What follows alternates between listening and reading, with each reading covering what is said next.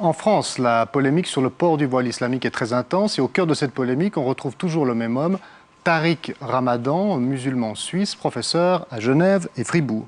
Tariq Ramadan est un homme pour le moins controversé. Est-ce un musulman moderniste ou un musulman intégriste? Certains disent même qu'il a des relations avec les milieux terroristes. Cet intellectuel est également une star dans les banlieues françaises. Voici donc son portrait préparé par Jean-Philippe Chalère.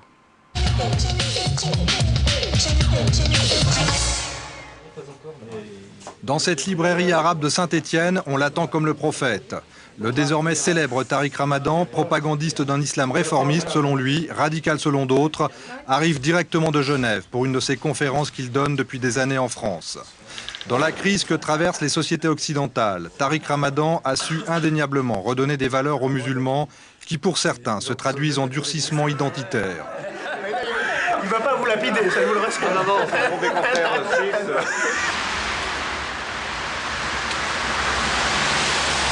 Discréditer ce combat, disent... 700 personnes, en majorité de jeunes musulmans, se pressent dans un théâtre de Saint-Étienne.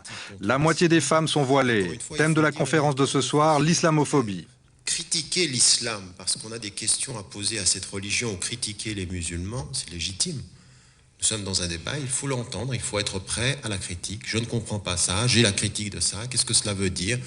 Et le moins qu'on puisse dire, c'est qu'il y a des musulmans qui sont critiquables et qu'il y a des textes qui, lus dans leur littéralité, peuvent éveiller la conscience critique, Dieu merci. Et donc de ce point de vue... Un discours aux accents humanistes que la salle écoute, fascinée par le charisme du personnage.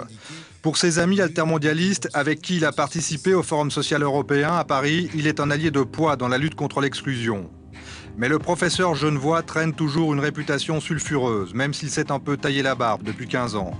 Il est soupçonné par de nombreux services de renseignement d'être la porte d'entrée vers l'islam radical. Mais pour le moment, personne n'a rien pu prouver contre lui. C'est toute la théorie du complot. C'est-à-dire qu'il y a derrière lui quelque chose ou quelqu'un. Et donc, aujourd'hui, des musulmans pratiquants, dont et vis-à-vis desquels on ne peut rien prouver, il y a une internationale. Si elle n'est pas musulmane, elle est islamiste. Et si elle n'est pas islamiste, elle n'est pas claire, elle est peut-être terroriste. À la fin, il dédicace ses livres. Pour ces jeunes, Tariq Ramadan est à la fois une star et un grand frère qui leur ouvre de nouveaux horizons. Parmi ces jeunes filles, une Française convertie à l'islam, venue l'écouter pour la première fois. Je suis venue le voir pour l'entendre parler réellement. Et ça m'a donné une bonne image de lui par rapport à ce qu'on a entendu, ce qui a été dit à la télé. Et il fait passer le message d'une façon simple. Et je pense que des gens comme lui, il faudrait qu'il y en ait partout. Ah, tout à fait. Mais tout n'est pas aussi rose parmi les jeunes adeptes. Le moufti de Marseille, qui défend un islam libéral, est très critique sur le rôle de Tariq Ramadan. Je vois que son discours séduit des jeunes, les favorisés, et ça fait des dégâts dans notre communauté. Il s'appuie plus sur sa personne séduisante qui offre à des jeunes désœuvrés une cause et une vocation, quitte à perturber leur scolarité, quitte à les marginaliser par rapport à la société française. En tout cas, on le voit, il est en train de préparer ses troupes et ses divisions pour un islam européen fermé, dont il est le visage, la figure de proue. Une position phare qui a valu à Ramadan d'être opposé à Nicolas Sarkozy comme représentant de l'islam français. Est-ce que vous demandez, oui ou non, aux jeunes filles musulmanes de mettre un signe discret d'appartenance à la religion musulmane et de retirer le voile? Si vous le demandez, alors je crois que vous voulez être un modéré. Si vous ne le demandez pas, c'est le double discours. Non, c'est pas un double discours, ne me faites pas dire cela. La grande réussite de l'avenir, c'est que dans les communautés musulmanes, des femmes non voilées soient avec des femmes voilées, qu'elles se respectent et qu'elles ne se renvoient pas. Moi, je suis plus musulmane, toi, tu l'es moins. Je crois que c'est ça l'avenir. L'avenir, c'est cette tolérance-là, c'est ce respect-là. Eh bien, on est en train d'y réussir. Face à Sarkozy, Ramadan ne condamne pas la lapidation. Dévoile-t-il sa vraie nature? C'est ce qu'estime l'un des intellectuels juifs qu'il a mis en cause dans un texte qualifié d'antisémite. Cette opération... La télévision ne pardonne pas. On voit le mensonge. Tartuffe se démasque à la télévision.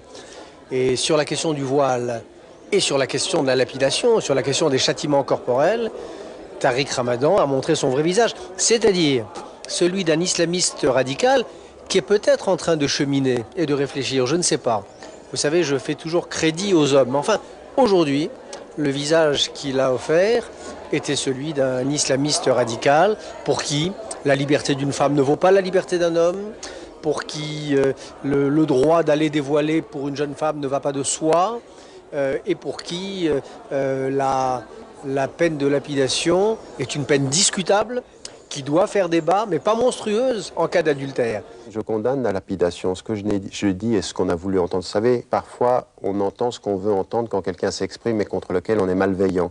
J'ai dit clairement que, pour moi, son application, elle n'est jamais applicable. Encore une fois, il y a des textes du Coran et des textes de la tradition prophétique qui parlent de ça. Donc, condamner comme ça ne veut rien dire. Les musulmans sont sourds à cela. C'est de dire, pour moi, elle est inapplicable, j'en condamne l'application, et de mettre en évidence qu'aujourd'hui, dans le monde musulman, si on veut faire évoluer les choses, c'est un moratoire absolu, mais pas simplement sur la lapidation des hommes et des femmes, sur toutes les peines, et en particulier la peine capitale, pour faire en sorte que nous ayons un débat à l'intérieur de ces sociétés, pour mener à la cessation de ces pratiques. Ça a toujours été ma position, je le dis depuis des années. Simplement, moi, je ne suis pas de ceux qui pensent que pour faire plaisir à l'Occident, on met une jambe sur l'autre en disant, vous savez, moi je suis très bien, je suis pour le fait qu'on arrête tout et qu'on condamne tout. C'est facile de condamner devant le public. Vous savez, Sarkozy m'a demandé de le condamner, et il a traité celui qui le soutenait de déséquilibré.